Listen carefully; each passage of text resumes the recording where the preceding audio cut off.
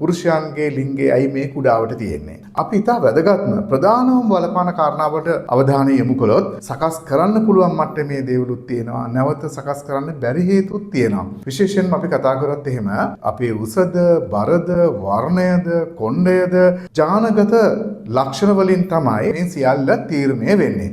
එතකොට මේ ජානගතවම තියෙනවා ඔබේ ලිංගයේ ප්‍රමාණය පිළිබඳ තොරතුරක්. හොඳින් ඍජු වුණාම අඟල් 5ක් ඊට ආසන්න සංඛ්‍යාවක් තියෙනවා නම් ඔබ මධ්‍ය ප්‍රමාණයේ ලිංගයක් හිමියයෙකු ලෙස සලකන්නට පුළුවන්. ඔබට බියවීමට හෝ කනස්සල්ලට කිසිම හේතුවක් නැහැ. ලිංගයේ පිහිටීම, ඍජු වීම සහ ඒ ක්‍රියාකාරීත්වය අනුව විශේෂයෙන්ම වෛද්‍ය විද්‍යාවේදී මේ ලිංග විද්‍යාවේදී එය විවිධ කොටස් වලට බෙදලා ප්‍රධාන වශයෙන් දෙකොට්ටාශයක් ගැන කතා කරනවා. එකක් තමයි ඒ සමහර පුරුෂයන් වර්ගයක් ඉන්නවා. ඔවුන්ගේ ලිංගයේ පිහිටීමට අපි කියනවා සෝවර්ස් කියලා. තව කණ්ඩායමක් ඉන්නවා ග්‍රෝවර්ස් කියලා. වර්ධනය වන සුළු සහ යම්කිසි පෙනුමක් තියන අය කියලා මෙහෙම අපි කොටස් දෙකකට බෙදනවා. දැන් මෙන්න මෙතන අපි හරි පරිස්සම් වෙන්න ඕන. සමහර විට අපි ඔය පුරුෂ පාර්ශ්වයේම එකට ඉන්න තැන්වල චමරියක එහෙම නැත්නම් දැන් යුනිවර්සිටිස් වල හෝ වෙන වෙන අධ්‍යයන ආයතන එක වෙන්න පුළුවන්. එහෙම ඉන්නකොට අපි කතා වෙනවනේ. ඕකෙදි දරුණුම තැන එන්නේ අපි ඔය එකට වාසය කරනකොට ඔය නානකොට හරි ඔහේ ඉන්නකොට ඇඳුම් මාරු කරනකොට අපි දකිනවා සමහරලාට වෙන අයගේ ලිංගයේ ප්‍රමාණය. එතකොට සමහර අයගේ ඊටාම සාමාන්‍ය වෙලාවෙත් අඟල් 4ක 5ක වගේ ලොකු ලිංගයක් අපිට පේන්න තියෙනවා. ඔන්න අපි බයටපත් වෙනවා. මෙච්චර ලොකුවට තියෙනවා නම් ලිංගය සාමාන්‍ය වෙලාවේදී ඒ ඍජු වුණොත් මේ වගේ තව කොච්චර විශාල වෙයිද කියලා හිතනවා. මේක හිතෙන්නේ ගොඩක් වෙලාවට එක කණ්ඩායමක අයට. මොකද ඒගොල්ලන්ට අත්දැකීමක් තියෙනවා. තමන්ගේ සාමාන්‍ය වෙලාවට ලිංගයේ තියෙන අඟලක එකමාරක දෙකක වගේ ප්‍රමාණයක් ඍජු වුණාම අඟල් 4ක් 5ක් ලොකු වෙනවා. එතකොට හිතෙනවා සාමාන්‍යයෙන් අඟල් 5ක විතර ලිංගයක් ඍජු වුණොත් එහෙනම් අඟල් 10ක් 12ක් ලොකු වෙයි නේද කියලා. මෙය රැවටෙන සුළු තත්ත්වයක්. මතක තියාගන්න සාමාන්‍ය අවස්ථාවේදී ලිංගය අඟල් 3-4කට හෝ ඊට වඩා ලොකු ප්‍රමාණයකින් පෙන්වන අවස්ථා තියෙනවා. ඒ තමයි සෝවර්ස්ලා. එතකොට මේ අඟල් 5ක විතර සාමාන්‍යයෙන් තියෙන ලිංගය ඍජු වුණා කියලා මීට වඩා දිගින් මහතින් වැඩි වෙන්නේ නැහැ. ඒ ඊටාම සුළු වශයෙන් විතරයි මේ වෙනස වෙන්නේ. තිබෙන ලිංගයම ඊටාම ඍජු බවට, දෘঢ় බවට පත්වීම විතරයි ඔවුන්ගේ බොහෝ වෙලාවට සිද්ධ වෙන්නේ. අන් කණ්ඩායම තමයි ග්‍රෝවර්ස්ලා. ඒ කියන්නේ වර්ධනය වන අය. ඉතින් මේ අයගේ ලිංගයේ මේ පටකවල පිහිටීම වෙනස්. ඔවුන්ට තියෙන්නේ ලිංගයේ ඍජු නොවන සාමාන්‍ය අවස්ථාවකදී ඊටාම හැකිලිලා කුඩා වෙලා සාමාන්‍ය පෙනුම අඟල් 1මාරක 2ක වගේ වෙන්න පුළුවන්. නමුත් ලිංගික උත්තේජනයක් ආවේගයක් ලැබුණාම එම ලිංගයේ ප්‍රමාණයෙන් විශාල වෙනවා, මහතින් සහ දිගින් වැඩි වෙනවා.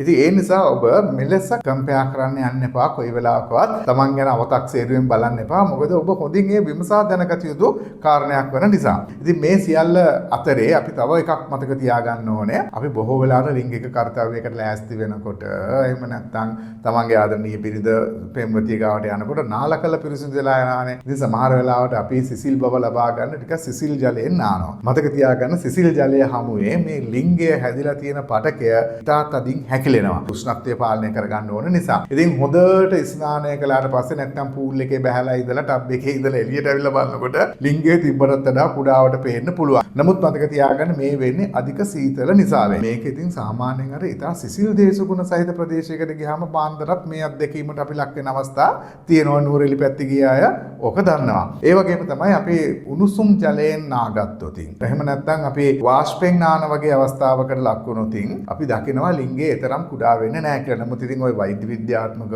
පුරුෂ දරුවන් වැඩිපුර උණු ජලය පාවිච්චි වැඩි අනුමත කරන්නේ නැහැ. නමුත් ඉතින් ඔබට පුළුවන් ඉඳ හිට ඔබේ පෙම්වතිය ළඟට යන අවස්ථාවකදී ඔබට මද උණුසුම් ජලයෙන් ඇඟපත සෝදා ගත්තොත් අර සිසිල් ජලයෙන් හොදපුවාම ලිංගය ඇකිලී යාමේ ගැටලුවෙන් අපිට මගහැර ගන්න පුළුවන්. එතකොට තරමත් විශාල වූ ලිංගයක් අපිට දැක බලා ගන්න පුළුවන් වෙනවා. ඒ එක්කම දැන් සමහර වෙලාවකදී අපි දකිනවා ඇතැම් අයගේ ලිංගය ප්‍රමාණයට ටිකක් වර්ධනය වෙලා නැත්තේ ඇයි කියන එක.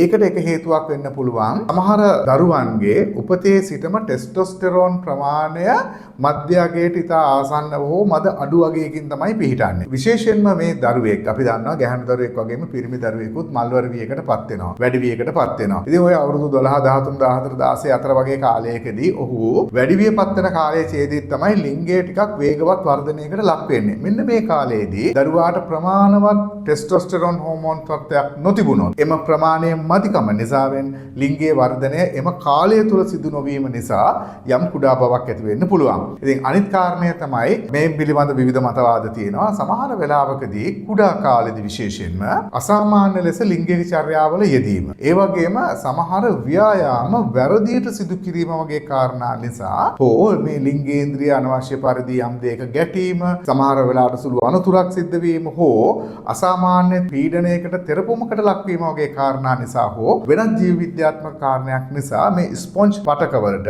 යම් හානියක් සිද්ධ වුණොත්, එහෙම වුණොත් එහෙම මේක අර ස්කාස් ඇවිල්ලා එය සිදුරු වෙලා පිපිරීම වලට ලක් වෙලා නැවත සුව වෙනකොට එම ලිංගය හැදිලා තියෙන පටකවල ඇදෙන පිම්බෙන සුළු බව අඩු වෙන්න පුළුවන්. එතකොට මෙහිදී කුමක්ද සිදු වෙන්නේ? මෙවැනි තත්ත්වයන් වැඩි වුණොත් යම්කිසි කෙනෙකුගේ ලිංගය තුල ඔහු වැඩි වියටපත් වෙනකොට, තරුණයෙක් බවට පත් වෙනකොට ලිංගයේ ඇතුලේ විවිධ ඉරිම් නිසා, පිපිරීම් නිසා, ඒවා සුව වෙනකොට එකට ඇලිලා සුව වෙලා තියෙන නිසා එය හොඳින් ප්‍රමාණාත්මකව ඇදෙන සුළු පිම්බෙන සුළු බවට ලක් නොවීමෙනුත් ඇතැම් අවස්ථාවකදී ලිංගය ලොකු වීමක්, විශාල වීමක් සිදු නොවන බවට මතවාදයන් තියෙනවා. ඉතින් මෙවැනි කාරණා රාශියක් තමයි තියෙන්නේ. ඒ නිසා ඔබ ප්‍රවේශම් වෙන්නට ඕනේ වෙනත් ජාතීන් එක්ක, වෙනත් කණ්ඩායම් එක්ක හෝ විශේෂයෙන්ම සමහර වෙලාවට අපිට අන්තර්ජාලයේ දකින්න තියෙන ඇතැම් වීඩියෝ වල තියෙන ලිංගයන් එක්ක ඔබේ ලිංගය ආදේශ කරලා හිතන්න යන්න එපා. සාපේක්ෂව බලන්න යන්න එපා. සමහරට මේ ලිංගයේ කුඩයි කියන මතය ඇතැම් ගැහැණු දරුවන් තුලත් ඇති වෙලා තියෙනවා, පිරිමි දරුවන් තුලත් තියෙනවා. මේ මතයේ ඉඳගෙන අපි ලිංගික ක්‍රියාවකට ගියොත් අපිට බොහෝ වෙලාවට සැබෑ සතුටක් නොලැබෙන්න ඉඩ තියෙනවා. ඒකට හේතුව මනෝකායිකයි. ඒක අපි මානසිකව හිතන කාරණයක් නිසා. නමුත් විශේෂයෙන්ම මනෝවිද්‍යාවේ පිළිගැනීම සාමාන්‍ය ප්‍රමාණයේ මධ්‍යස්ථ ලිංගයක් තියෙනවා නම්, ඔබට පුරුෂ ලිංගයක් තියෙනවා නම්, එය කාන්තාවක් සතුටු කිරීමටත් ඔබට සතුට ලබා ගැනීමටත් කිසිසේත්ම බාධාවක් නොවන බවයි. මක් නිසාද? ඉතා කුඩා ලිංගයක් ලෙස අපි සාමාන්‍යයෙන් සලකන්නේ හොඳටම ඍජු වුණාම අඟල් 2.5කට වඩා කුඩා නම් තමයි කුඩා ලිංගයක් ගණයට වැටෙන්නේ. ඉතින් ඊට වඩා ප්‍රමාණයක් තියෙනවා නම් ඔබ දන්නවා ඔබ ඒකට කලබල විය යුතු නැහැ. ඒක නිසා හොඳින් මතක තියාගන්න.